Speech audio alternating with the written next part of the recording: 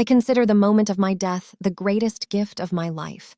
However, anyone who heard me screaming at the top of my lungs in pure, unrestrained panic in the emergency room would not have believed that 24 hours later, I would be filled with the wonder and peace of the afterlife.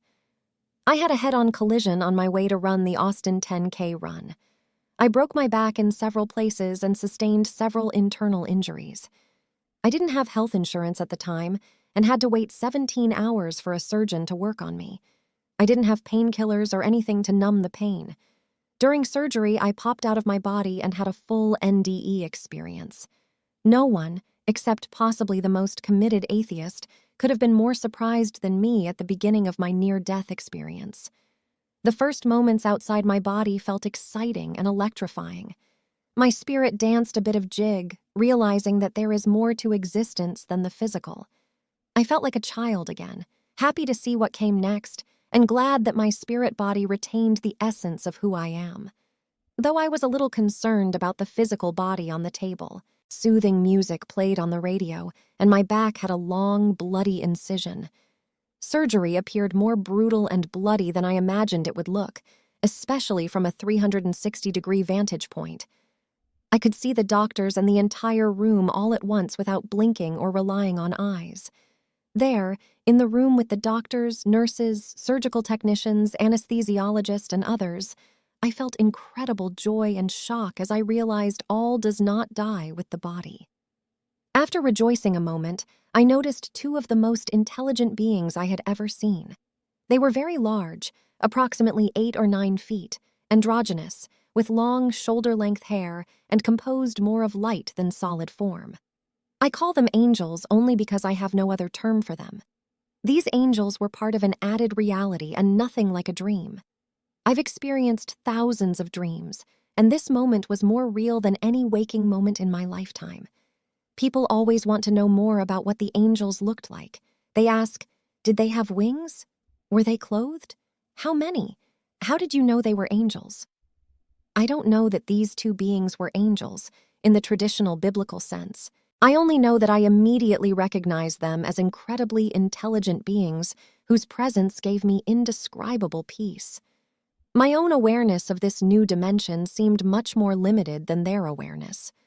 Most of what I realized outside of my body in the operating room came through immediate impressions, like the way a child sizes up whether an adult is trustworthy or not. The angels were trustworthy and there to help and comfort me, so I did not question their authority. They sent waves of light which transferred messages to me in the form of completed thoughts and feelings, not individual words. The light emitting from the eyes of the angels and sent into my spirit body allowed me to access information faster than the fastest possible broadband speed in megabytes or even terabytes. The angels were not only able to interact with my spirit body, but they were also able to interact with the 2 neurosurgeons and through them. The surgeons, most likely, did not realize this interaction. I knew that my awareness, understanding of the world, and my ability to experience joy was growing exponentially moment by moment. Just before the monitor started to beep, which signaled that my heart had stopped, the angels slowed down their communication. They looked at me intently and said loudly and with force, "Watch this!" The same light that they beamed into my spirit body, they sent through the back of the doctors, through their hands, and into my physical body. My physical body was instantly altered and healed in ways that the doctors might not have been able to heal me. I knew that I would walk again, that the fragments of bone would be picked out of my spine, and that I would feel healthy and run again at some point in the future. The angels turned back toward me, letting this moment sink in. While the angels continued to work on my body, I considered how the surgeons were conduits of their energy, and that the angels' energy was an essential part of my healing. Perhaps the surgeons' egos wouldn't like to hear that, or perhaps they would be pleased to know that angels worked through them. I only knew that I needed to remember this moment vividly. The angels wanted me to be aware that they could work through me in the future. As the angels continued to work on me, my physical body shimmered with light and energy. After a few more moments, the machine signaled that my heart had stopped. I no longer wanted to look at my physical body since it was technically dead, so I sped through the walls of the hospital. I paused only because I caught sight of my stepdad standing at a vending machine and getting a candy bar. He walked around the hospital and returned to the waiting room with a Snickers candy bar. After I saw my stepdad, I felt a oneness with everyone I had ever known.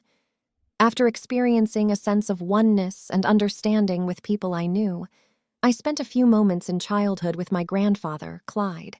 He was the only person close to me who had died. My grandfather, a poor countryman, had spoiled me to the best of his ability. I hopped in the back of his blue Chevy truck, and he drove us slowly towards the light.